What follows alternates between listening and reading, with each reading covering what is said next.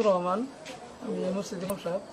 আমি এখানে উজু করতেছি, পাশে একটা লোক নিয়ে, তখন একটা লোক এসে বললো যে এখানে ইমাম সাহেবকে। আমি বললাম আমি। পরে চেয়ারম্যান সাহেব ডাকতেছে, পরে চেয়ারম্যান সাহেবের কাছে গেলাম। চেয়ারম্যানের নাম কি?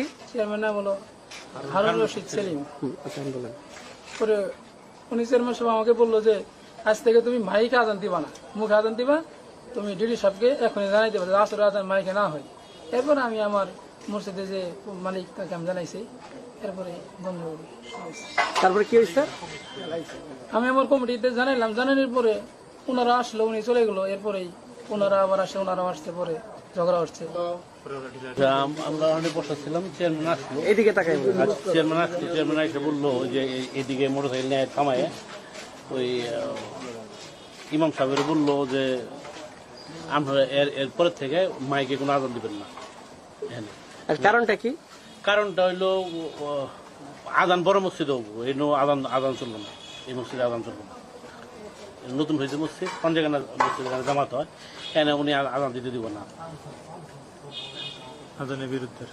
পরে ওরে জানাইতে বলছে যে আমরা মসজিদ কমিটিতে জানান। পরে ও মসজিদ কমিটির ফোন দিয়ে জানাইছে, জানানোর পরে আমরা আসছি। আসার পরে চেয়ারম্যান দলবল নিয়ে এসে অ্যাটাক করছে, মসজিদের জায়গাটি করছে, ঈদ দেখাইছে, আমাদের হামলা করছে। এতে কেউ আহত হয়েছে কি আপনাদের? আমার চোখের মধ্যে দাঁড়ায় আসছিলাম, বালু দিয়া চোখের মধ্যে চেয়ারম্যান সাহেব নিজেই মারছে, কয়জন লোক আছে? চেয়ারম্যান নিজেই মারছে, বালু দিয়ে আমার চোখের মধ্যে মারছে। আরো মুসল্লি আসলে উজু করতেছে, তাদের শরীরেও লাগছে। আচ্ছা, এটার কারণটা কি? কারণটা হইলো চেয়ারম্যান ওরে বলে ওর কাছ থেকে অনুমতি নিয়ে এই মসজিদ মাদ্রাসা করুন না, ওর কাছ থেকে অনুমতি আমরা নিয়ে নিই, এটা ও অন্যায় করছে। এই মাদ্রাসা মসজিদ করলাম খাই। আর এখানকার হলো সাধারণ সম্পাদক এই মসজিদের। এখানে আসার পরে আমি জানি এখানে আমার চাচারা হলো সভাপতি। এখানে আসার সময় গন্ডগোল হয়েছে, আমার বাবা উপরে ছিল ইসলামী ফাউন্ডেশন, ওনার গায়ে হাত তুলছে, তোলার পরে এখানে মসজিদ ভাঙ্গাভাঙ্গি করছে। ওনারা এনে আজান দিতে দিবে না, বড় মসজিদে আজান দিতে হবে, এনে আজান দেওয়া যাবে না। কেন আজান দেওয়া যাবে না? ওটা বলে ওর অনুমতি লাগবে। উনি হলো পুরা কাফের। আমি এই মসজিদে হইতেছে না, পুরা কাফের গিয়ে করছে, এবং আমাদের লোকজনের না, আমার বাবার গায়ে হাত তুলছে। এটা আমি কি বলবো, আর এটার সুষ্ঠু বিচার চাই আমি। তখন এই যে ওইখানে একটা ক্লাব ঘর তৈরি করে দেয়, তখন ওই সমস্ত পোলাপান এখন সবাই চাকরি করে। যাওয়ার পরে এইটা যখন আমরা এই ক্যাম্পাসটাকে যখন একটা হাফিজি মাদ্রাসা আর এটা করার জন্য গ্রামের সবাইকে আমরা জানাইলাম, একদিন একাধিকবার মসজিদের এটা কথা হয়েছে যে এখানে যেহেতু আমাদের পর্যাপ্ত জায়গা পড়ে রয়েছে, বাজারের মানুষ ফিল্ডের মধ্যে নামাজ পড়ে, তার সাথে বরং এখানে একটা হাফিজি মাদ্রাসার সাথে যদি একটা নামাজ ঘর হয় তাহলে বাজারের মানুষ নামাজ পড়তে পারবে। 2.5 মাসের মধ্যে আমরা এটাকে আমাদের পারিবারিকভাবে কেউ যদি সমাজের যে বলবো না তা না, একেবারে নিম্ন শ্রেণীর 2-4 জন যদি উদ্বোধন করলাম, কেউ 200 টাকা, কেউ 100 টাকা, কেউ 500 টাকা দিছে। আমি আমার ছোট ভাইদের বলছি যে এই গ্রামের যদি কেউ সোয়াব খুলে আমাদের দরকার না, সবারই দরকার, কেউ যদি 10 টাকাও দেয় তোরা নিবি, কিন্তু কারো কাছে কোনো চাওয়া চাই নেই। কেউ যদি ইচ্ছা করে আমি 10 টাকা দেওয়ার পরে আমরা এটা যদি উদ্বোধন করলাম, ওই দিন আমি মসজিদে বললাম যে কালকে আমরা উদ্বোধন করবো, আপনারা সবাই দাবান। পরে অনেকেই ছিল, এই যে নতুন যারা আছে ওরা অনেকেই ছিল, আসলো আমানুল্লাহ কাসিম হিসাবে আমরা নামাজ পড়াইলাম। পড়ানোর পর আমি ইমাম সাহেবের ঘোষণা দিয়ে গেলাম, যেহেতু আমাদের একটা মসজিদ আছে, তোরা সবসময় ওই মসজিদে আজান হওয়ার পরে তারপরে তোরা আজান দিবি, ওইটা আজান হয়ে যাবো গা, তারপরে তোরা আজান দিবি। আজান দেওয়ার পরে লোকজন এখানে মোটামুটি কোনো দিন আসর আর মাগরিব ফিল আপ হয়ে যায়, কারণ বাজারের লোকজন থাকে।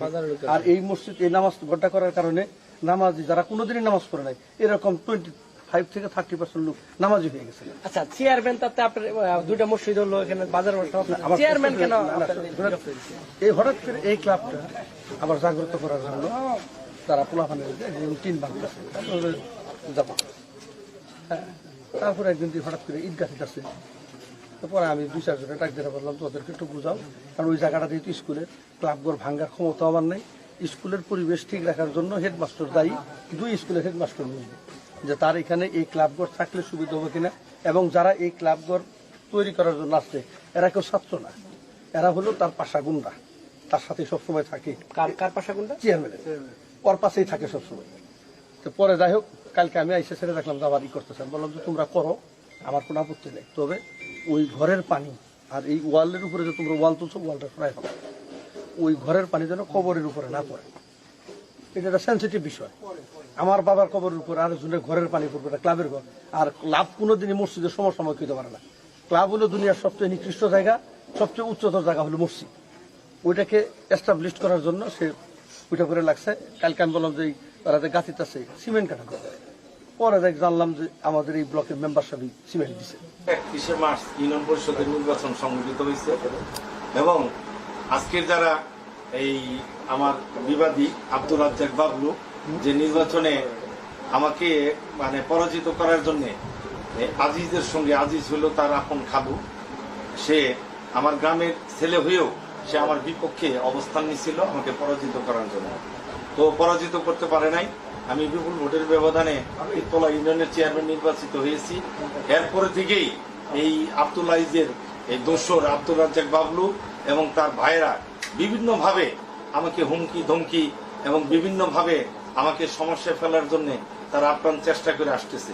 আজকের এই যে ঘটনা, আজকের এই ঘটনার সম্বন্ধে শুধু ছোট্ট একটু মানে ধারণা আপনাদেরকে দিব। সেটি হলো যে 30 বছর আগের এই পাবই ঐতিহ্যবাহী একটা ক্লাব, যে ক্লাব তাদের গুরুস্থানের ওয়াল হওয়ার আগে এই ক্লাবের ঘর মানে সম্পন্ন হয়েছিল।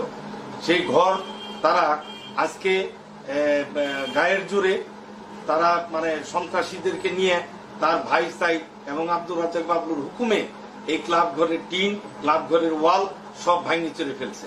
এই বিষয়টা ক্লাবের ছাত্র ঐক্য পরিষদের যখন এরা আমাকে অভিযোগ দিল যে আমাদের দীর্ঘদিনের ক্লাব তারা ভেঙে ফেলছে, আমি এই বিষয়টাই আমি আব্দুর রাজ্জাক বাবলুকে প্রতিবাদ করে বলছি যে এই ছাত্রদের ক্লাব 30 বছর আগের ক্লাব, এটার সঙ্গে তোমার কি শত্রুতা?